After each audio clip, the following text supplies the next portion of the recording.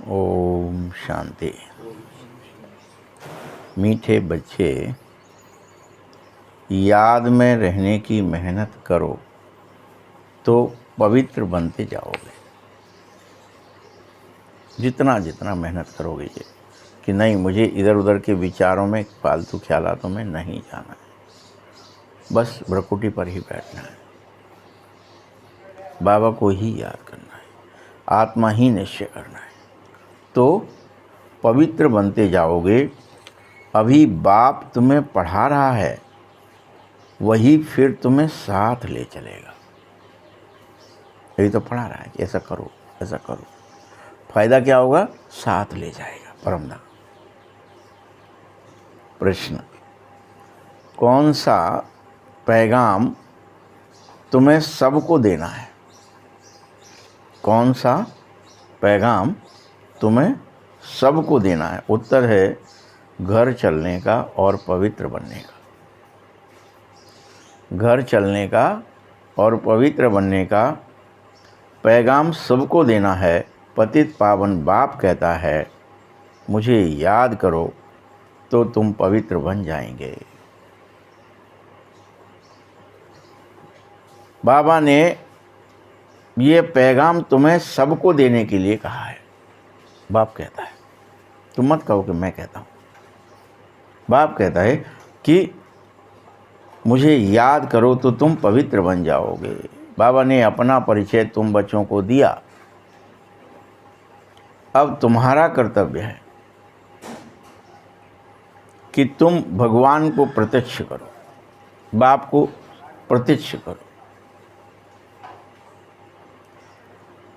इसीलिए कहावत है संसोस फादर। संसोस यानी औलाद जो है, बच्चे जो है वो पिता को प्रत्यक्ष करते हैं। गीत है मरना तेरी गली में। ओम शांति। बच्चों ने गीत का अर्थ सुना कि बाबा हम आपकी रुद्रमाला में पिरो ही जावें। क्या चाहते हैं बच्चे? हम आपकी रुद्रमाला में पिरो ही जावें। बल ये गीत तो भक्ति का बना हुआ है। जो भी दुनिया में सामग्री है, जो भी, चाहे वो जप है, तप है, पूजा है, पाठ है, यज्ञ है, दान है, सब भक्ति है। वो एक क्रिया है। उससे पवित्र नहीं बन सकते। संकल्प करो, संकल्प करो, करते रहते ना अपन हर बात पे। यज्ञ करोगे तो, जप करोगे तो, ये इसी नाम लो। पवित्र सिर्फ परमात्मा की यथार्थ याद से ही बनोगे। कोई वापस अपने स्वभाव और संस्कारों को बदल नहीं सकता है तब तक।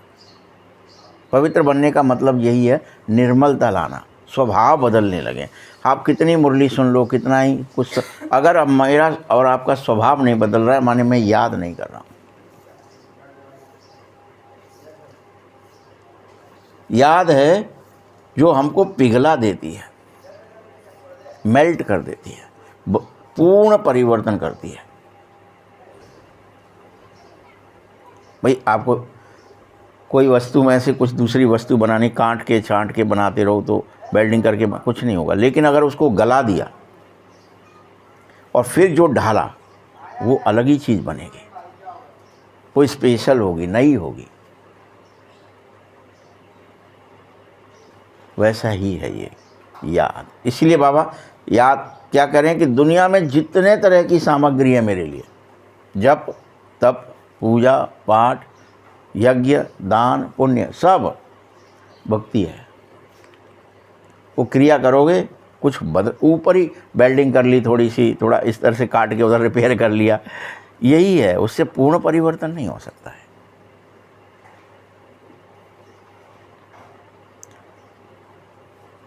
भक्ति माना ही रावण राज्य, भक्ति माना ही देह। वो क्रिया में क्या होता है, आपको क्या याद रहती, कॉन्शियस में ये याद रहता है मैं शरीर हूँ, मैं दान कर रहा हूँ, मैं पुण्य कर रहा हूँ, मैं जप कर रहा हूँ, मैं तप कर रहा हूँ, मैं शरीर हूँ, मैं यज्ञ कर रहा हूँ। यहाँ शरीर को भूलना है, तुम शरीर हो ही नहीं, बिल्कुल अलग चीज़ है ये। इसीलिए ज्ञान को पढ़ाई कहा जाता है, भक्ति को नहीं, क्योंकि भक्ति में कोई उद्देश्य ही नहीं हो सकता कि हम इससे कुछ बन जाएंगे। ज्ञान में परम उद्देश्य है कि मुझे नर से नारायण बनना है, मुझे दैत्य से देवता बनना है, मुझे बुराई से अच्छाई में जाना है, मुझे विचार परिवर्तन, भावना पर कर्म परिवर्तन कर, मुझे देहाभिमान से आत्माभिमान में लौटना है। ये उद्देश्य है। नर से नारायण बनना मतलब क्या, आत्माभिमानी बन जाना।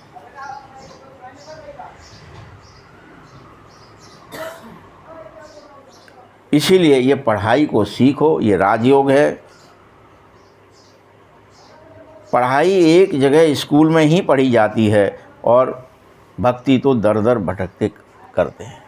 जंगल चलो, गुफा में घुस जाओ, हिमालय चलो, दर दर भटक कर करनी पड़ती है। कॉन्शियसनेस को चेंज करने के लिए आपको कहीं जाने की क्या ज़रूरत है। जहाँ हो, जैसे हो, वहाँ बस कॉन्शियस कि मैं शरीर नहीं हूँ, शरीर में रह रहा हूँ, ये चेंज करना है। अब उसके लिए मैं उसके लिए जंगल जाऊँगा, या उसके लिए किसी गुफा में बैठूँगा, या हिमालय में घुस जाऊँगा तो चेंज हो जाएगा क्या? कोई मेरा स्वभाव और संस्कार कोई चेंज कर सकता है दूसरा, जब तक कि मैं खुद न चाहूँ। जब आपको कोना लग जाए, जब आपको ये एक तरह से आग लग जाए अंदर में कि नहीं, मुझे तो स्वयं को परिवर्तन करना है, मुझे आत्माभिमानी बनना है, मुझे रावण से राम बनना है, तो ही होगा। पढ़ाई माना पढ़ाई, उसका कोई दूसरा अल्टरनेटिव नहीं होता है। इसीलिए तुम बच्चों को यह पढ़ाई अच्छी रीति पढ़नी चाहिए और याद रखना चाहिए। बच्चा, मैं पढ़ने क्या आया हूँ, बैठा हूँ और कुछ भी विचार आ रहा है, कैसे आ रहा है भाई? मन तो आपकी रचना है, आप चाहेंगे तो आएगा, नहीं चाहेंगे तो नहीं आएगा। जो चाहेंगे वो आना चाहिए। तुम बच्चे ये समझो कि हम रियल में स्टूडेंट हैं। बहुत हैं जो अपने को स्टूडेंट समझना ही नहीं चाहते, बहुत हैं, पढ़ने आए हैं लेकिन स्टूडेंट नहीं। स्टूडेंट का मतलब ही होता है डिसिप्लिन में पढ़ना है, कि मुझे जो बताया जा रहा है उसे स्मृति में रख, उसका पालन करना है।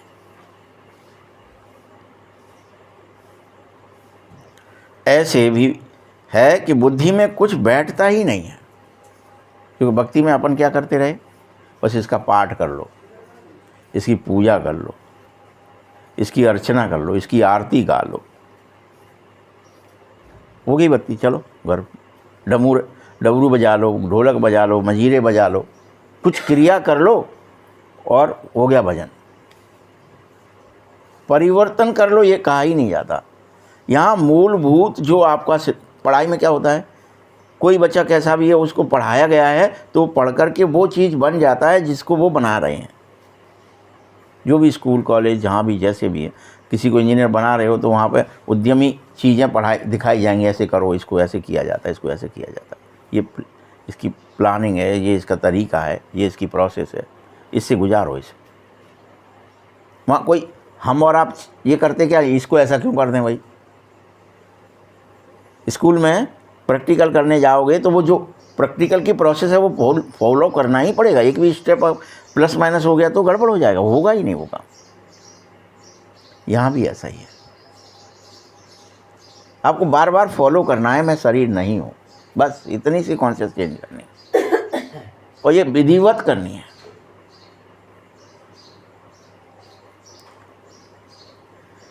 अगर बुद्धि में कुछ नहीं बैठता है तो राजधानी स्थापित कैसे होगी? अब राजधानी स्थापित करो, राज्य बनाओ अपना, स्वराज्य अधिकारी। 100 प्रकार के इसमें होते हैं। बाबा आया है एक ही काम करने, पतितों को पावन बनाने। बाबा का एक ही काम, तुम्हें रिक्रिएट करने, मतलब तुम्हारा रीजनरेट करने, तुम्हें ढाल करके बनाने, तुम्हें पिघला करके बनाने। बस इतना ही काम करना आया है, पतित से पावन बनाने। तुम स्क्रैप हो चुके हो और तुमको बदलना चाहता है। कोई कितनी ही सुंदर चीज़ हो, स्क्रैप हो गई है तो वो उसको ढाल करके बना दो, दोबारा बन गई। बाप को बुलाते ही तुम इसीलिए हो, हे पतित पावन आ जाओ और हमें पावन बना जाओ। अब बाप कह रहा है मुझे याद करो और पवित्र बनो। बाप आ गया, वो कह रहा है ठीक है मैं आ गया, तुम पवित्र बनना चाहते हो ना, तो मुझे याद करो।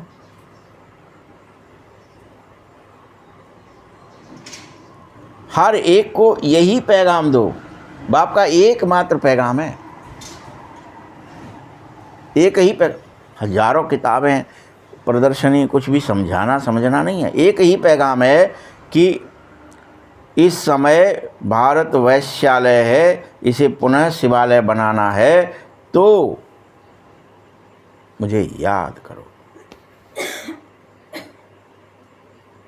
वैश्यालय को शिवालय बनाने का भी यही तरीका है, बाबा की याद। अभी तुम्हारे पास कोई ताज नहीं है, दोनों ताज में से कोई नहीं है, ना क्राउन का है और ना ही मुकुट है, रतन जड़ कुछ नहीं है।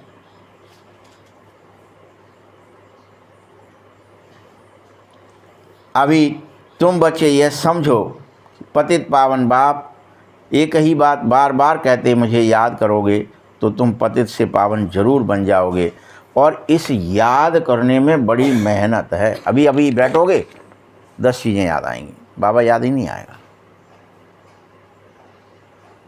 फिर कहोगे अरे नहीं ब्रकुटी में बैठना था, ये क्या हो गया, फिर बैठोगे। बड़ी मेहनत है, करके तो देखो, पहले अभ्यास तो करो। ज्ञान में क्या मेहनत है, अभी तो सुना ही जा रहे हो, चाहे सुनो ना सुनो तो भी सुनाई दे रहा है, सरल है ना। बैठोगे तो मेहनत है। बाबा बार बार मेहनत कह रहा है, हम मेहनत ही नहीं करना चाहते। अरे यार कौन बैठे, वो होता ही नहीं है, वो इधर घुस जाता है, वो उधर घुस जाता है, चल छोड़ो, नहीं कर रहे। लेकिन आप बताइए, अच्छा आप कोई चीज़ को पिघलाना है, आपको मान लो लोहे को ही पिघलाना है और आप थोड़ी सी आग जला दें, वो तो 3600 डिग्री चाहिए। कोई पानी थोड़ी है कि 100 डिग्री पे उबल जाएगा, भाप बन जाएगा, उड़ जाएगा। दूध तो 90 पे ही उड़ जाता है, उफन जाता है। ये तो लोहा है। और तुम इस समय क्या हो गए हो, अपन सब क्या हो गए हैं, कौन से युग में आ गए, लोह के युग में। अब लोह के लिए पिघलाने के लिए कितना चाहिए, 3600 डिग्री चाहिए। अब उसके अंदर में कितनी लौ लगाते रहना पड़ेगी। अभी आप चूल्हा बनाते हो, उसमें आप एक सरिया भी डाल दो, वो जलता है क्या, पूरी रोटियां बन जाती हैं, सब्जियां बन जाती हैं। उसके ऊपर लकड़ी रखने के लिए एक डाल देंगे अगर अपन सरिया कि इस पर अधपर लकड़ी रख लो, तो वो जलेगा क्या, वो पिघलेगा क्या, उसका कुछ बिगड़ेगा क्या, वो टेढ़ा होगा क्या, कुछ नहीं होगा उसको। उसके अंदर कोई परिवर्तन ही नहीं आएगा। और अपन तो कितने जाने रोटियां बना लोगे, कितनी सब्जियां बना लोगे, लेकिन कोई वो परिवर्तन हो जाएंगे ऊपर ही इससे, लेकिन लोहे का कुछ भी नहीं बिगड़ेगा, उस छड़ का कुछ नहीं बिगड़ेगा। वैसे ही यहाँ परिवर्तन के लिए हमें याद की याग चाहिए, लौ चाहिए। वो भी बहुत ज़्यादा मेहनत है, उसको जलाते रहना है। इतना ही ज़्यादा लौ पैदा करो कि वो पिघल जाए, मेरा संस्कार, मेरे स्वभाव पिघल जाए, तब तक बैठो। 8 घंटे क्यों बैठने की बात चल रही है?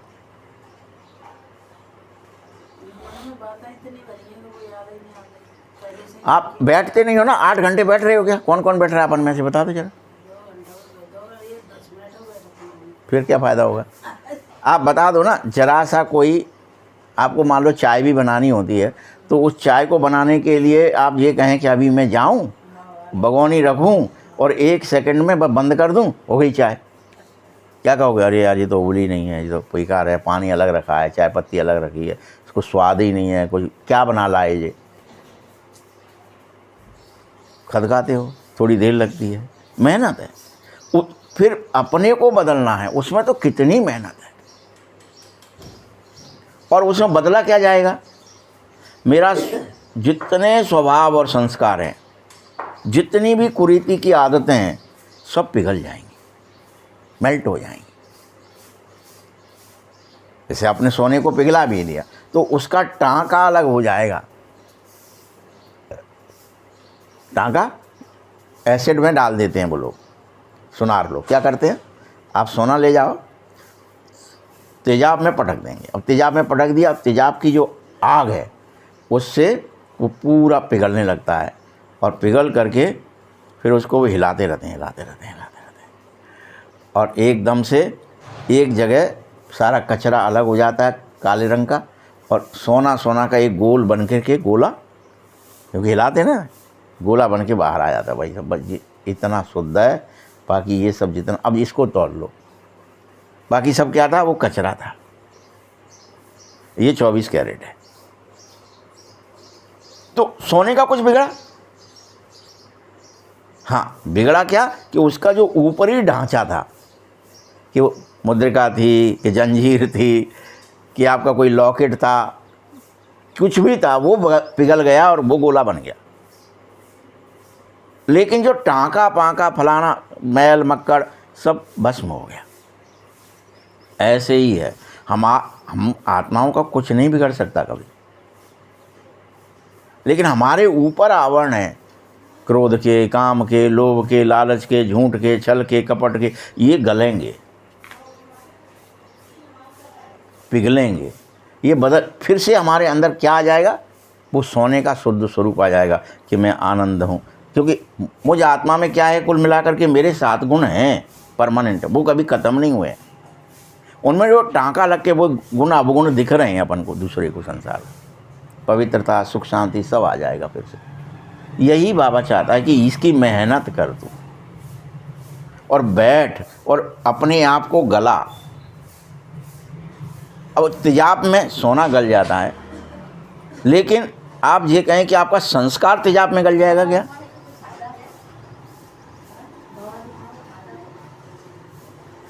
तेजाब संस्कार को गला सकता है, शरीर को गला देगा। आप तेजाब डाल दोगे, शरीर गल जाएगा, लेकिन संस्कार, कोई आदत, कोई झूठ, छल, कपट, जो कुछ भी हमारे अंदर संस्कार पड़ गया है, क्रोध का, काम का, वो जल जाएगा क्या? तो वो संस्कार को जलाना है, अहंकार को जलाना है, ईर्ष्या को जलाना है, क्रोध को जलाना है, लोभ को जलाना है, मोह को भस्म करना है। तो उसके लिए तो आपको विचार में है, वो कहाँ है वो चीज़, विचार में है, और विचार को जलाना है, और उसके लिए बैठना है। कहाँ? जहाँ से विचार आ रहा है, मूलाधार से विचार आ रहा है, और आ कहाँ रहा है, मस्तिष्क में आ रहा है, और आपको अपने मस्तिष्क पर, सिंहासन पर बैठ जाना है। धीरे धीरे धीरे धीरे धीरे धीरे, जैसे ही अकाल तख्त नसीन बनोगे, फिर बाबा को याद करोगे, तो संस्कार गलने लगते हैं। इसीलिए बाबा याद करना है। बाबा वो आग है जो संस्कार, इसलिए उसको ज्योतिर्लिंग कहते हैं, कि वो संस्कार को जलाने वाली आग। उसमें कोई लौ नहीं है, उससे शरीर नहीं जलेगा, उससे कोई आपका रोम नहीं जलेगा, उससे संस्कार जलेंगे। ये समझो बात को, वो याद है।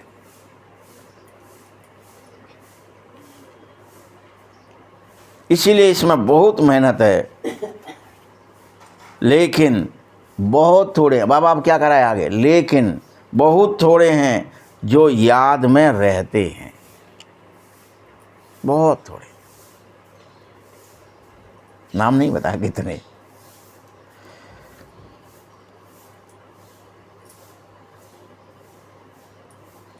देखो, जैसे भक्त माला में भी जो याद में रहे, उनकी भी माला है, धन्ना भगत है, नारद है, मीरा है, गिने चुने नाम हैं उनके भी।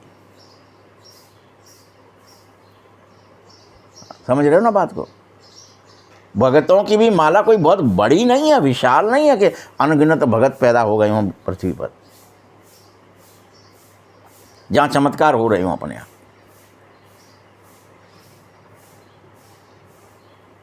कि जहर पिलाया जाए और अमृत हो जाए, सांप गले में डाला जाए और माला बन जाए। ये कुछ के साथ होता है। संपूर्ण परिवर्तन, विचार परिवर्तन, भावना कर्म परिवर्तन हो जाते हैं। फिर कहते अरे ये तो बड़ा कोई भगत है भैया, हमने तो इसको मारने की कोशिश की, ये तो जिंदा हो गया उल्टा। फिर उसको भगत प्रहलाद कहा जाता है, भगत ध्रुव कहा जाता है। करो कोशिश। तो वो भक्तमाला लेकिन छोटी सी है, वो भी कोई बहुत बड़ी नहीं है।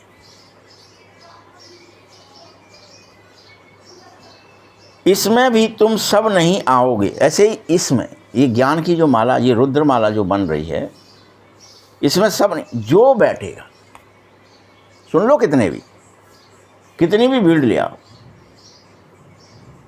लेकिन बनेंगे कौन से? जो बैठेंगे, वही मेल्ट होंगे जो भट्टी पे रखे जाएंगे। अब बोरों में भरे रखे रहो कितने भी।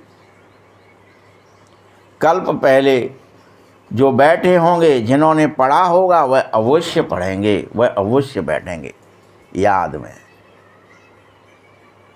योग में मेल्ट होने के लिए। वो तैयार हो जाएंगे, हमको झोंक दो, हम तैयार हैं, हमको अपने को बदलना है। वो किसी से कहेंगे भी नहीं, बैठ जाएंगे कट से। मुझे तो बाबा को याद करना, मुझे अपने स्वभाव बदलने हैं, मुझे अपने संस्कार, मुझे दुख को कौन दे रहा है? अच्छा, सुबह से शाम तक मेरा अपना स्वभाव और संस्कार, मेरे अपने कर्म, वही मुझे दुखी करते हैं।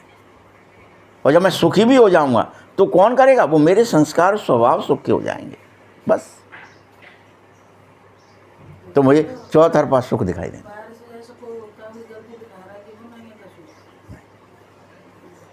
जैसे आप, वो परदर्शन है, परदर्शन जब भी आप करोगे, वो दिखाई कब दे रहा है? अब साइंस का एक सिद्धांत आपको बताते हैं, आप लोग सब जानते होंगे, साइंस वाले तो, या विज्ञान या टीचर लोग तो, आप दो टीचर बैठे हो तो जानते ही होंगे ना, कि पढ़ाया जाता है कि जैसे ये कलर दिख रहे हैं ना, हरा दिख रहा है, लाल दिख रहा है, फलाना दिख रहा है, ये परावर्तित होकर हमारी आँख में आता है। फिर वो कलर वहाँ ब्लैंक, बाकी सब कलर भले हों, लेकिन वही कलर क्यों दिख रहा है? क्योंकि वही अंदर से आकर के रिफ्लेक्ट हुआ तो दिखा। तो हमारे को किसी के भी ऐब अवगुण दिख रहे हैं, मतलब वो मुझ में हैं तो ही दिखेंगे। किसी को भी कुछ दिख रहा है, मान लीजिए मैं यहाँ पे आया हूँ और मुझ में कोई चोरी की आदत है, अब मैं सोचूंगा ये सब आ गए हैं, कहीं कुछ चोरी न कर लें, ताला डाल दो, फलाना कर दो, और आप चोर नहीं हो, तो आप अपने घर में भी भले ही धन दौलत, पैसा रुपया रखा है, कोई वस्तुएं रखी हैं, आपको भले ही चोरी भी हो रहा है, आपको कुछ पता है, होश ही नहीं उस बात का, अरे यार चोरी कैसे हो सकता है, ये तो सब अपने लोग हैं। और चोर के घर घुसोगे तो क्या करेगा वो? यहाँ घुस मत जाना, या बैठ मत जाना, या हाथ मत लगा देना, कहीं चले मत जाना। आपके विचार में क्या रहेगा? कोई ले तो नहीं गया, कोई चोरी तो नहीं हो गया, कुछ ले तो नहीं गया, हाय मरे कोई चोरी हो गया। क्योंकि मुझ में चोरी है, मुझ में छल है, तो हमें किस में सब छल दिखेगा? सब में दिखेगा। मुझ में झूठ है, मुझ में क्रोध है, तो सब में दिखेगा। मेरे अंदर से बुरा जो देखन मैं चला, ये ऐसी बात नहीं है कोई, ये छोटी सी बात है। बुरा न मिले कोई, जो दिल खोजा आपना मुझसे, क्योंकि मुझ में ही वो जो बुराई मुझे दिख रही थी, मेरा ही रिफ्लेक्शन था। हमें जिस किसी के अंदर भी ऐब दिख रहे हैं, अर्थात हमारे अंदर अभी वो सारे ऐब विद्यमान हैं, भले ही हमने ऊपर से छोड़ दिए, वो अंदर हैं। जिस दिन आपके अंदर नहीं रहेंगे, आपके अंदर, आपको दुनिया में नहीं दिखेंगे कहीं कुछ कि ये कोई चीज़ भी होती है। बच्चे को किसी को दिखता नहीं है, बच्चा आज पैदा हो रहा है तो वो क्रोध में हो रहा है या सब हो रहा है तो उसको सब दिख रहा है, लेकिन पहले बच्चे को क्रोध, काम, लोभ, मोह जानता ही नहीं। ऐसा निर्मल बच्चे होते, संस्कार लेके आते उस तरह। भगत वाले भगत के संस्कार कि भगत बीज पलटे नहीं, जुग जुग जिए अनंत, उसके लिए संसार कुछ नहीं है, हट मुझे भगवान का ही भजन करना है, मैं तो जा रहा हूँ छोड़ के। करता क्यों था वो? ऐसे ही हमारे आपके अंदर जब संस्कार आ जाएगा, जब लौ आ जाएगी कि नहीं मुझे तो बाबा को ही याद करना है, संसार की गप में मुझे नहीं करनी है। जो स्टूडेंट होता है ना, उसकी क्या आदत होती है, पढ़ते हैं ना सभी, लेकिन जो नंबर 1 आना वाला है वो तो चुपचाप से कब पढ़ लेगा, कहाँ से पढ़ लेगा, कितना गैलअप कर लेगा, रात में दिन में चिंतन में रखेगा, तभी तो वो नंबर 1 आता है। बस कि मुझे फर्स्ट क्लास फर्स्ट बनना है। हमारा भी जिस दिन ये लक्ष्य हो जाता है, क्योंकि हम पढ़ रहे हैं कि मुझे तो बाबा को ही याद करना, मुझे तो अपने संस्कार बदलने हैं, अपने स्वभाव बदलने हैं, अपने विकार खत्म भस्म करने हैं, मुझे तो फिर से नारायण बनना है, नारायणी बनना है, लक्ष्मी बनना है, तो हम याद करने लगेंगे अंदर अंदर अंदर अंदर अंदर अंदर, चलते फिरते उठते बैठ। क्योंकि मुझे अरे ये व्यर्थ आ रहा है, नहीं मैं तो बाबा को याद करने आया, मैं तो मुझे तो याद, क्योंकि मेरी तो परीक्षा होगी और रोज़ होगी, रोज़ पूछा जाएगा क्या बदला तुमने, क्या कितने गले। जो संस्कार गल जाएं वहाँ तक पहुँचे कि नहीं पहुँचे, और 1 सेकंड में जिस समय गल जाओगे सारे के सारे गल जाएंगे एक साथ। मेल्ट होने की एक वो होती है, टाइमिंग होती है, जब कोई चीज़ उफान पे आ रही है, जब कोई चीज़ उबाल पे आ रही है, मेल्टिंग पॉइंट बोलते हैं उसको, पिघलने वाली है, उस पिघलने के तक पहुंचते ही सब कुछ पिघल जाएगा। ये नहीं कि एक चीज़ पिघलेगी, एक रह जाएगी, आधा पिघलेगा, सभी पिघल जाएगा। वैसे ही मेरे संस्कार और स्वभाव एक साथ एक क्षण में पिघल जाएंगे जब मैं टिक जाऊंगा। तो नहीं टिका हूँ तब तक कुछ असर ही नहीं हो रहा। भले ही कह रहा हूँ मैं भी, आप भी, अरे भैया मैं 2 घंटा योग में बैठो, मैं 4 घंटा बैठो रहो, कछु भाव ही नहीं। जलाते रहे आप आग, लो थोड़ी बहुत जगह जगह, और इधर उधर चलती रही और आग आती रही और बुझती रही और धुआं होता रहा, और आप कह रहे हो कि हम तो बदल गए। ये धुआं करते रहते हैं हम बैठ के, लौ लगाओ, धुआं मत करो। तो व्यर्थ है वो, पर चिंतन, पर दर्शन, ये सब धुआं है, और उससे आपकी लौ खत्म हो जाती है, लगन खत्म हो जाती है। कहते भी हैं बाबा, आपसे कल पहले हम मिले थे पढ़ने अथवा याद की यात्रा सीखने, अब बाप फिर आया है तुम बच्चों को घर ले जाने। समझा रहा है मीठे बच्चे, तुम्हारी आत्मा जब तक पतित रहेगी तुम घर भी नहीं जा सकोगे। 2 ही तरीके हैं घर जाने का, घर तो सबको जाना है, 2 तरीके से जाते हैं। एक तो खुद ब खुद चल दें, पक जाएं टाइम से पहले, खुद ब खुद चल दें, वो सहज में सावधानी से जाएंगे। उसके लिए वर्णन है कि वो सब कौन है, दूल्हे के साथ दुल्हन है, और वो ब्राइड ग्रूम के साथ ब्राइड्स बन कर के पालकी में बैठ के अपने आप जा रहे होते हैं। उनके लिए स्पेशल गेट है परमधाम में, और वो खुलता है कुछ देर के लिए, और सब वो पवित्रतम आत्माएं सिर्फ उतनी ही उसके साथ बाबा के साथ चली जाती हैं, और गेट बंद हो जाता है। अब क्या करें, बाकी सब रह गए, ये तो दुल्हन गई, बारात तो रह गई। तो बारात के लिए वो दिखाया है फिर कि उसको बाया बाया जाना पड़ेगा, यहाँ पे कर्म गलाओ, वहाँ गलाओ, वहाँ गलाओ, स्वभाव यहाँ गलेंगे, संस्कार यहाँ गलेंगे। उन्हें गलाते गलाते गलाते गलाते जब आप पहुँचेंगे वहाँ, तब तक यहाँ द्वापर हो जाएगा, किसी के लिए कलयुग हो जाएगा, किसी के लिए त्रेता हो जाएगा, वो वहाँ से फिर वापस भेज दी जाएगी। ये गल रहे हैं, डायरेक्ट पहुँच ही नहीं पाए, प्रोसेस है गलने की। पवित्र होकर ही परमधाम पहुँचोगे, तब तक जा नहीं सकते। लोक इसलिए दिखाए हुए 7 लोग हैं, और उनमें आपको गलाया जाता है। और वहाँ कौन सा वो पुराण है, उसमें लिख दिया है कि ऐसे गलत पीप में डाले गरुड़ पुराण में। वो बात निश्चित है कि हमारे स्वभाव और संस्कार जब तक गल नहीं जाएंगे, हम पुनः पूर्ण रूप से आत्म अभिमानी नहीं बन जाएंगे, तब तक घर नहीं जा सकते, परम धाम नहीं जा सकते। और जो जाते हैं पहले पहले, वो पहले आ जाते हैं, इसलिए सतयुग में। बस ये प्रोसेस है। अब ये समझना है तो समझ लो, मानना है तो मान लो, स्वीकार करना है तो कर लो, नहीं करना मत कर लो। बाबा पढ़ा रहा है और कह रहा है मुझे याद करो और पवित्र बन जाओ।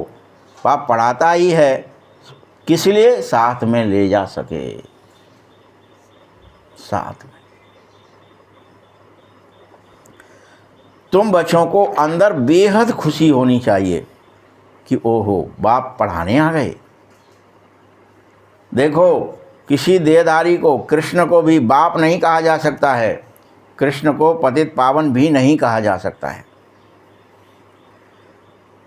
ये किसी को पता ही नहीं है कि बाप कहा किसे जाता है, और वह फिर ज्ञान देता कैसे है। बाबा कैसे ज्ञान देता है ये आप देख रहे हो, ज्ञान कैसे देता है। वो पर काया प्रवेश किया, वो आपको ज्ञान दिया, आपको समझाया, बिठा करके अच्छी तरह से समझ लो, ये है प्रोसेस। ये तुम जानते हो। मैं तुम बच्चों को अपना परिचय खुद देता हूँ, अपन जान नहीं सकते उसको, इसलिए रामायण में भी लिख दिया, जय तई जाने तही देई जनाई। मैं जिसको जनाना चाहूँगा वही मुझे जान पाएगा, ये लिखा है वहाँ पे भी, पहले से लिखा था। और यहाँ भी बाबा वही कह रहा है, मैं अपना परिचय तुम बच्चों को खुद देता हूँ, तुम नहीं जान सकते मुझे। मैं आऊँगा, मैं ही बताऊँगा कि मैं आ गया हूँ, मैं बाप हूँ तुम्हारा, और तुमसे ये बात कह रहा हूँ, तुम मुझे याद कर लो, मैं ऐसा हूँ, मेरा ये गुण है, मेरे ये कर्म है, मेरे ये स्वभाव संस्कार है, मुझसे प्रेम कर लो, मैं ही तुम्हारा हूँ एकमात्र। अब मुझे स्वीकार कर लो, मुझे याद कर लो, मेरे बन जाओ।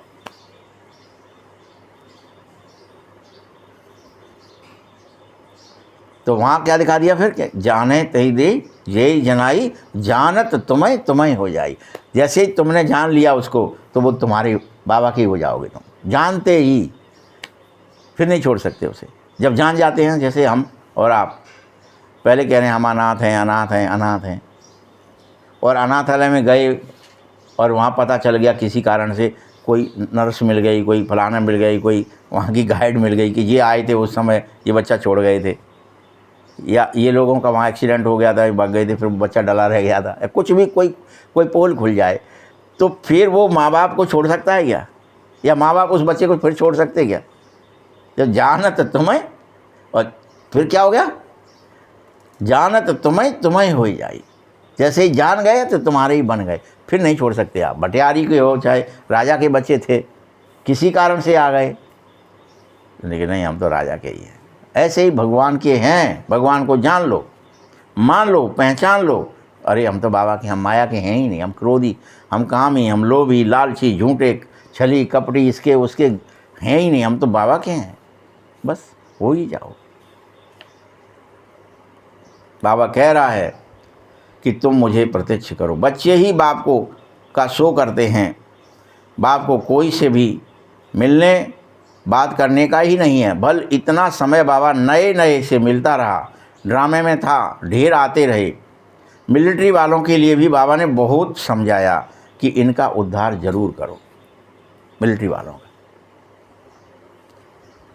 क्योंकि उनको भी धंधा करना है, नहीं तो दुश्मन बार कर देगा। तो भी उन्हें कहो कि वो योग में रहें,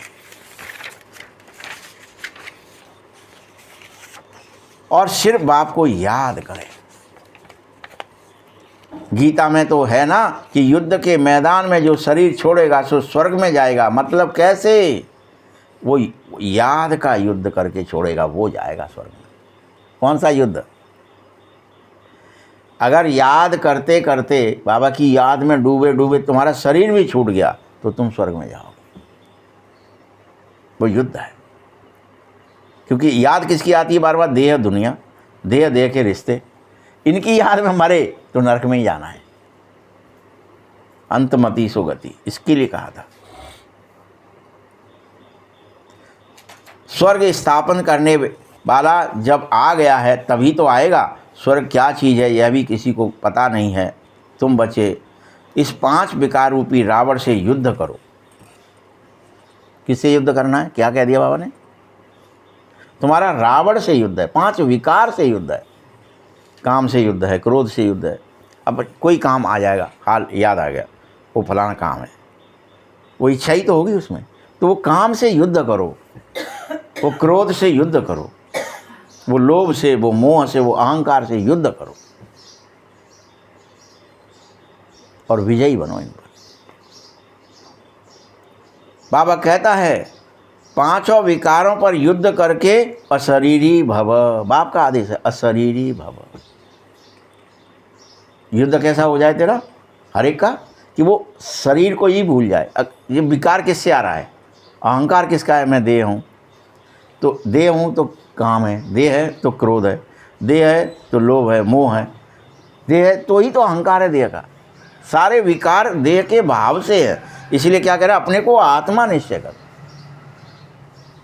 और अशरीरी हो जा, अशरीरी भव, ये आदेश है। और कोई बाप के सिवाय ये कह न सके। ये फॉर्मूला है बाबा का कि देह को भूल जा, जीते जी अशरीरी हो जा। सर्वशक्तिमान बाप के सिवाय यह बात कोई और कह ही नहीं सकता। ब्रह्मा विष्णु शंकर को श्री नहीं कह सकते। ऑलमाइटी बाप एक ही है। वर्ल्ड ऑलमाइटी अथॉरिटी है, ज्ञान का सागर है। ये जो साधु संत आदि सब हैं शास्त्रों की अथॉरिटी हो गए हैं, बस इससे ज़्यादा कुछ नहीं। ये क्या हो गए हैं? शास्त्रों की अथॉरिटी। भक्ति की अथॉरिटी कह सकते हो। उनका सारा दारोमदार शास्त्रों पर ही निर्भर है। ये क्रिया ऐसे करी जाती है, मंत्र ऐसे पढ़ा जाता है, ये जल ऐसे डाला जाता है, ये यज्ञ ऐसे करी जाती है, बस उन्हीं पर आधारित, क्रियाओं पर आधारित, शरीर पर आधारित। और वो सब यह क्यों करते हैं पता है? वो समझते हैं कि भगवान भक्ति का फल देता है, हम करेंगे इसका फल मिल जाएगा, बस। भक्ति कब शुरू हो जाती है, कब पूरी हो जाती है, यह भी उनको पता नहीं है। तुम्हें पता है कि 2500 वर्ष भक्ति चलेगी, वो पूरी भी हो जाएगी, फिर नहीं चलेगी। अब तुम्हें अशरीरी होने का अभ्यास करना है, भक्ति नहीं करनी, कोई क्रिया नहीं करनी, कोई कर्मकांड नहीं करना है।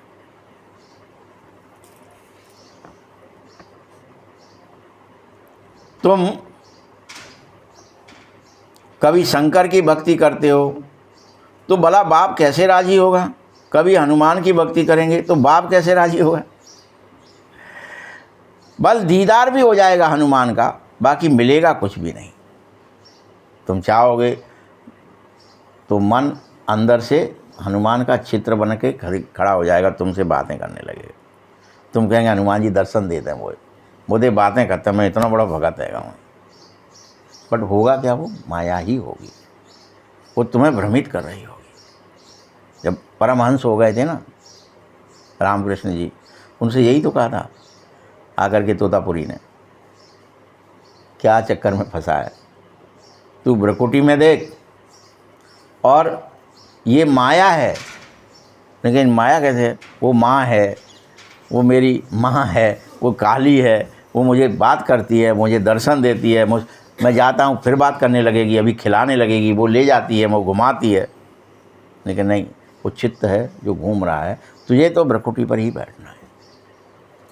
फिर बिठाया, फिर बिठाया, 1 महीना हो गया समझाते समझाते। ये बात तो बाबा तो तुम्हें कितने वर्षों से समझा रहा है, लेकिन उनको गुस्सा आ गई और कांच पड़ा था वही ठोक दिया, यहाँ बैठ जहाँ, और पल्लाटे आने लगे खून के। और वो कब समाधि में चले गए? कितनी 3 दिन तक समाधि डले रहे, मुंह फटाए डले हैं। 3 दिन बाद थोड़ा सा होश किया, फिर किया, फिर किया, फिर ऐसी अभ्यास हुआ 1-2 महीने तक लगातार। वो फिर उनको वो अच्छा ही लगने लगा भ्रकुटी में बैठ करके, फिर उससे वो बाहर ही नहीं आना चाहते थे। तो उन्हें लग रहा था इनका शरीर ही छूट जाएगा अभी, तो फिर मारते थे उसको खूब ज़ोर से, होश में आने के लिए छड़ी से मारते थे, बड़ी ज़ोर ज़ोर से। थोड़ा होश आता था, थोड़ा सा खाना वाना खिला देते थे और फिर चले जाते थे। वो समाधि के बगैर उसको रहना ही नहीं अच्छा नहीं लग रहा था, कि वो तो याद में। फिर वो ऐसी एक अवस्था है जहाँ विचार, भावनाएं, कर्म क्या होते हैं, वो तो जब जाओगे तब आपको कोई वर्णन कर दे वहाँ ऐसा होगा। अब आपने रसगुल्ला नहीं खाया कोई कितना ही वर्णन करे क्या होता है रसगुल्ला, वो तो जो खाएगा सो पता चलेगा, होता भी है कुछ के नहीं होता है। तो हमको आपको वो अशरीरी बनने की, जो बाबा कह रहे हैं ना अशरीरी भव, वो अवस्था होती है जहाँ आपको कोई भी आपके चित्त को भ्रमित नहीं कर सकता। हनुमान जी आ जाएं कि कोई आ जाए, कि वो कान में कह रहे हैं, कि आँखें सामने आ गई हैं, कि भाई हमें जो बता रहे हैं त्याग बारे में, वो सब खत्म हो जाएगा, क्रियाएँ कुछ नहीं। आप ये सोच रहे हो सिद्धियाँ आएंगी, फिर मैं जाके बता देंगे, फिर मैं बाबा को नाम बता देंगे, ये बाबा नहीं सिखाता है। तो कहता है ये सब तुम्हारी ही माया तुमको परेशान, प्रसिद्धि नहीं। तुम ऐसे नहीं कि मेरे साथ आकर के मुझे मिल जाओगे, मेरा साक्षात्कार हो जाएगा। बल साक्षात्कार भी होगा तो मैं नहीं मिलूँगा, और ना ही तुम मुझसे मिल पड़ोगे कि हम भगवान से जाके मिल लेंगे, वहाँ में विलीन है जाएंगे, कुछ नहीं होगा ऐसा। बल भक्त कहते हैं कि भगवान से मिलने के लिए आए हैं, वो कहते, बट उन्हें पता नहीं है कि भगवान किस रूप में आकर मिलता है। इसीलिए उसे कहा जाता है ब्लाइंड फेथ, अंधविश्वास। इसलिए दर्शन चले करेंगे, भगवान से मिलेंगे, भगवान को देखेंगे, ये सब प्रक्रिया बाबा नहीं चाहता तुम कुछ करो। ये सब तुम खुद को प्योर बना लो, खुद को फिर से गला लो, फिर से तुम्हारे अंदर जो ऐब है वो मिटा लो, बस तुम मेरे जैसे ही हो, तुम मेरे हो खास। कोई सोना में से टाँका हट जाए तो वो सोना ही सोना है, वो सोने में और तुझ सोने में कोई अंतर नहीं है। वो ये चाहता है कि टाँका हट जाए, तेरा मैल मक्कड़ हट जाए, तेरी मक्कारी हट जाए, तेरा आलस हट जाए, तेरे अंदर जो ईर्ष्या द्वेष है वो हट जाए, तुझे भी कल्याण करना। बाबा शिव कल्याणकारी, वो तो भला ही करता, तो तुम भला ही करोगे। फिर सोना कैसे कैसे भला कर रहा था हमारा, आपको पता है ना। भक्ति भी चली तो सोना कितना भला कर रहा था। क्या करते थे आप? हम क्रियाएं याद है आपने क्या करी थी? किस किस को याद है? ठोस सोने की मूर्ति है, उस पर लिया दही चढ़ाया, उस पर लिया दूध चढ़ाया, उस पर लिया शहद चढ़ाया, खूब मलमल के उसको धोया, वो उसमें से जो सोना उसके अंदर जो चला गया वो तुमने पिया,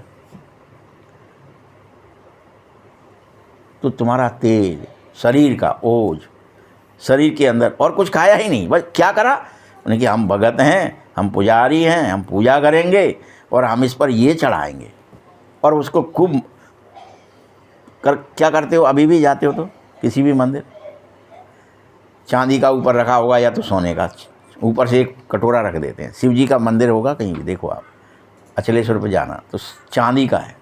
अब चांदी के पे क्या कर दिया, उस पर तुम जो चढ़ाएंगे तो चांदी उसमें मिक्स होगी उन पर। अब उसको पिया तो चांदी मिक्स चीज़ पी ली, या सोने मिक्स चीज़ पी ली। सोने की मूर्तियों में करते थे, फिर पीते थे तो स्वर्ण धातु ऑटोमेटिक अंदर आएगी, तेज ओज बढ़ जाता था, ताकत बढ़ जाती थी। अपन फिर क्या सोच रहे थे? तो क्या कह रहा है बाबा कि वो जो ब्लाइंड फेथ है वो मत करो। कर कौन रहा था? हम क्या सोच रहे थे? ये मूर्ति ने कर दिया। हमारे शुद्ध विचार हो गए, भावनाएं शुद्ध हो गई, थोड़ी हमारे अंदर ताकत भी आ गई। भक्त हैं, बड़ी ताकत है यार इनमें, योगी हैं, ये बड़ी अच्छे हैं, तंदुरुस्त रहते हैं, बीमार नहीं होते हैं। तभी तो वो योगी बने, तभी तो महात्मा बनते, तभी तो उनके लोग पैर छूते, अरे महात्मा जी कभी तुम बता दो, हम तो बीमार हैं, तुम बीमार ना ने कि अमृत वेले जग रहे हैं। तो ये सब प्रक्रियाएं भक्ति में आपको बचाए रखा उन्होंने, रोगों से, शोकों से, वियोग से, भय से। और हमने उसको, उस ब्लाइंड फेथ को ये मान लिया कि भगवान कर रहा है, वो मूर्ति कुछ कर रही है। ये अंधविश्वास। कर रहा था कौन, किस रूप में? ऐसे बाबा है। बाबा चाहता क्या है? निराकार बाप जब शरीर धारण करे तभी तो अपना परिचय दे, और मैं अब आ गया हूँ और कह रहा हूँ मैं तुम्हारा बाप हूँ, और 5000 वर्ष पहले भी मैंने तुम्हें तुम्हारा सारा राज्य भाग्य तुमको दिया था, मैं फिर आया हूँ। ये तुम क्या हो गए? तुम्हें कुछ पता ही नहीं है, क्या खाएं, क्या पहने, क्या सोचें, क्या समझें, क्या करें, सब भूल गए तुम, बिल्कुल ही मूर्ख हो गए क्या? तो आना पड़ा है। ये सृष्टि का चक्र फिर रहा है और द्वापर के बाद फिर अनेक धर्म आएंगे, अपना अपना धर्म आकर स्थापित धर्म स्थापक करेंगे। इसमें कोई बड़ाई की भी बात नहीं है। अच्छा आप बता दो, कोई बीज में से अंकुर फूटा, डगाले निकलने लगे अगर, तो उसमें बड़ाई क्या है? मर गए, इसमें से जो गोदा इधर निकल गया, इसमें से एक गोदा इधर निकल गया, बड़ाई है क्या उसकी कुछ बीज की या वृक्ष की? वो तो निकलना ही है, स्वाभाविक है। तो द्वापर से गोदे निकलेंगे, इसमें कोई बड़ाई नहीं है उसमें कि भैया वो आए तो वो धर्म एक आओ भी बढ़िया था। बड़ाई किसी की भी नहीं है, ब्रह्मा की भी कोई बड़ाई नहीं है कि ब्रह्मा ने बहुत बड़ा काम कर दिया, त्याग दिया, तपस्या कर ली, ये कर। ब्रह्मा की भी कोई बड़ाई नहीं है। बाप जब आवे, जब प्रवेश करे तो ये ब्रह्मा बन जावे, इसमें बड़ाई की क्या बात है? बाबा ही नहीं आएगा तो बन जाएगा ब्रह्मा? कहोगे आप ब्रह्मा उसको? नहीं कह सकते। तो उसकी कोई बड़ाई नहीं है इसमें कि उसने कुछ कर लिया। बाबा आया, प्रवेश कर गया। तो इसका क्या हो गया? अभी कोई बड़ा आदमी अपनी हमारे घर पवित्र रह जाओ भाई, पाँच छुओ, वो आओ है। अरे उसमें बड़ाई की क्या बात है भाई? कोई पवित्र आत्मा आए तो बड़ाई की क्या बात है? वो तो प्रवेश कर गया तो कर गया आपके घर में। यह धंधा तुम्हें नहीं करना है। इसको भी थोड़े ही पता था इस ब्रह्मा को, जब ये लेख राज था कि मेरे में भगवान आएगा। बाबा ने प्रवेश कर फिर इसे समझाया कि तू ये काम कर, तू ब्रह्मा है। बाबा ने नाम रखा इसका। तुझे नई सृष्टि की स्थापना करनी है, तुझे नए काम करने हैं। ये देख कल्प में, पहले शास्त्रों में, वेदों में, पुराणों में क्या लिखा है? ब्रह्मा स्थापना करता, तो तू वो काम कर। तू ही है ब्रह्मा। मैं ब्रह्मा? मैं कैसे हो गया ब्रह्मा? नहीं, तू है, मैं कह रहा हूँ। तू ये कर, तू ये कर, तू ये कर, और इसके लिए तू ये कर। छोड़ पहले ये धंधा दौरी छोड़, बिजनेस छोड़, तू कर। नहीं कि मैं कैसे करूँगा, मुझसे नहीं होगा। कितना परेशान होगा बेचारा। तब साक्षात्कार कराए, एक के बाद एक, एक के बाद एक, तो छुट गया। तो कैसे इसको दिखाया कि मेरा सो तेरा, तेरा सो मेरा। इसको दिखाया, तू देख, तू मेरा मददगार बन तो मैं तेरा मददगार बनूंगा। तू अपना तन मन धन सब मुझे दे दे, इसके एवज मैं तुझको ये पद दूंगा। तू मुझे देगा तो मैं एवज में तुझे दूंगा। मैं भल साधारण तन में प्रवेश करता हूँ, जो अपने जन्म को भी नहीं जानता, अपने कर्म को भी नहीं जानता। मैं कब आता हूँ, कैसे आता हूँ, यह किसी को भी मेरे अलावा नहीं पता। अभी तुम बच्चे देखो, साधारण तन में बाप आ गया है। इस तन द्वारा हमको ज्ञान और योग सिखा रहा है। द्वापर में रावण राज्य फिर शुरू होगा, अर्थात नरक का द्वार खुलेगा। नई और पुरानी दुनिया को आधा आधा में रखा गया है। अब बाप कह रहा है, मैं तुम बच्चों को अभी पतित से पावन होने की युक्ति बता रहा हूँ। बस मैं आ गया हूँ, इस समय ही तुम्हें युक्ति बता रहा हूँ। तुम मुझे याद करो और तुम आत्मा निश्चय करो, क्या हो जाओगे वो तुम देख लो। पूर्ण पिघल जाओगे, बदल जाओगे, फिर से नारायण बन जाओगे।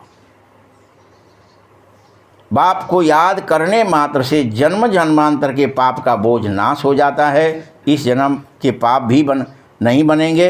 याद तो करो, क्या पाप किए हैं, क्या क्या दान पुण्य किया। इसको अपने छोटेपन का सब पता था।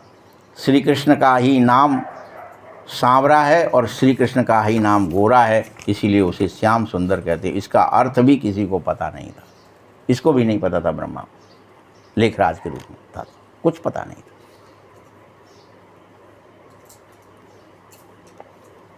नाम श्याम सुंदर है तो चित्र में काला बना दिया। रघुनाथ के मंदिर में जाओगे वहाँ भी काला है। हनुमान का मंदिर देखो, सबको काला ही बना देते। ये सब पतित दुनिया हो गई है।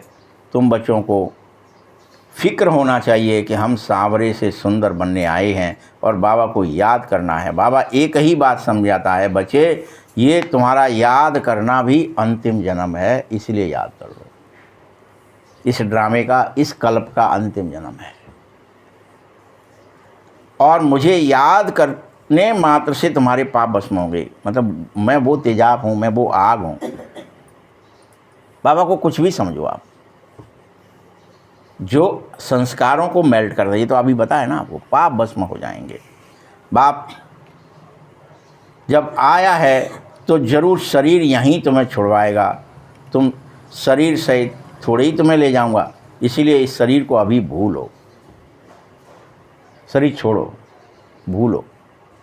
पतित आत्माएं जा न सकेंगी, पावन बनना पड़ेगा।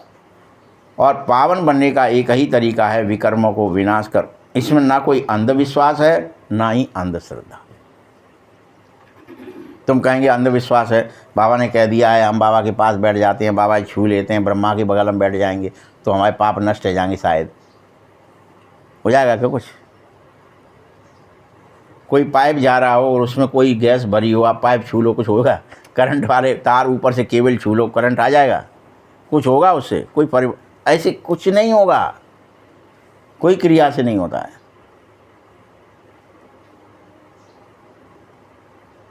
देखो, भागीरथ के ऊपर पहाड़ पर बिठा दिया उसको, उसकी जटाओं में शिव बाबा शंकर के रूप में आया, जटाएं आई, पानी बरसा, सागर से खींचता है, सारी दुनिया में पानी बरसा, नदियाँ सब तरफ हैं, पहाड़ों पर बर्फ़ जमा हो गई है, वह भी पानी रहता ही है। तो पहाड़ों के अंदर गुफाओं में जो पानी रहता है वह फिर कुओं में आ जाता है। यह भी बरसात के आधार पर होता है, बरसात ना पड़े तो कुएं भी सूख जाते हैं। वैसे ही यहाँ पर पवित्र बनोगे तुम तो सब तरफ यह ज्ञान, यह पवित्रता फैल जाएगी और सब आत्माएं भरने लगेंगी। तुम ऊंचाई पर हो तो तुम सबको भरने के निमित्त बन जाओ, क्योंकि ऊंचाई पर पहाड़ है, उसमें बर्फ़ जमी है, वो पानी पिघला, वो कहाँ गया? कुएं बन गया। खींचोगे नीचे मिल जाएगा, आएगा उसी से जो ऊंचाई पर है, वही तो नीचे ही भेजेगा। तुम सब अब मुझे यथार्थ जानो। जब कि तुम क्या कहते थे? परमात्मा तो सर्वव्यापी कह देते थे, जिधर देखो उधर भगवान ही भगवान है, परमात्मा ही परमात्मा। परमात्मा के मुदीर फिर ऐसे कह न सकेंगे। ये सारी लीला भगवान कर रहा है, कोई कह रहा है? अरे भगवान ने ही सारे रूप धरे हैं लीला करने के लिए। तो जरूर अभी लीला देखो तुम, परमात्मा की दुनिया, स्वर्ग में देखो, वहाँ गंध की कोई बात नहीं होगी, यहाँ तो गंध ही गंध है, क्योंकि तुम सब परमात्मा को सर्वव्यापी कह करके मुझसे विमुख हो गए हो। मैं तुम्हें सुख देता हूँ, बच्चा आया है, सुख हुआ, मरा तो दुख हो जाता है। अरे भगवान ने तुमको जो चीज़ दी उसमें रोने की क्या ज़रूरत है? सतयुग में कोई रोने का या दुख का कोई बात नहीं होगी, सब मोहजीत हो जाओगे। बाबा कहता है, मैं तुम बच्चों के द्वारा इस भारत को फिर से स्वर्ग बना रहा हूँ। अब जो पवित्र बनेगा वह पवित्र दुनिया में मालिक बन जाएगा, इसलिए तुम पवित्र बनो और योगी बन जाओ। कोई भी तुमसे मिले तो तुम यही बोलो कि भगवान कहता है मामेकम याद करो, और कुछ मत कहो। मेरे से प्रीत लगाओ, कोई और से प्रीत ही न लगाओ, कोई और से नहीं लगानी। तुम अविचारी याद में रहो, यहाँ कोई जल आदि नहीं चढ़ाना है मेरे ऊपर। मैं तो नहीं कह रहा कि मुझ पर जल चढ़ाओ। भक्ति में यह धंधा आदि करते याद करते गुरु लोग भी कहते हैं मुझे याद करो, अपने पति को याद मत करो। तुम बच्चों को कितनी बातें रोज़ समझाता हूँ, मुख्य बात एक ही है, मामेकम याद करो। मुख्य बात है एक ही है, बस दो बात भी नहीं है कोई पूरी। बाबा माना ही भगवान, भगवान तो निराकार है।